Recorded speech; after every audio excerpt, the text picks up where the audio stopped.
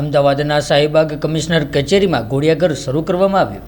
ત્યારે જો વાત કરીએ તો અમદાવાદ શહેર પોલીસ કમિશનર શ્રી GS મલિકનાઓ દ્વારા અમદાવાદ પોલીસ કમિશનર શ્રીની કચેરી ખાતે પોલીસ કર્મચારીઓ તથા સિવિલિયન સ્ટાફના બાળકો માટે વાત્સલ્ય ઘર બાળ સંભાળ કેન્દ્રનું ઉદ્ઘાટન કરવામાં આવ્યું. ત્યારે આ પ્રસંગે Shrimati Nipuna Toravane, managing director, Gujarat police Awas Nigam limited તથા અન્ય ઉચ્ચ અધિકારીશ્રીઓ પણ ઉપસ્થિત રહ્યા હતા. ત્યારે પોલીસ કર્મચારીઓ, ખાસ કરીને મહિલા પોલીસ કર્મચારીઓ તથા સિવિલિયન સ્ટાફ તેમની વ્યવસાયિક અને કૌટુંબિક જવાબદારીઓનું સંતુલન જાળવવામાં મદદ કરવાના હેતુસર આ સુવિધાનું આયોજન કરવામાં આવ્યું હતું.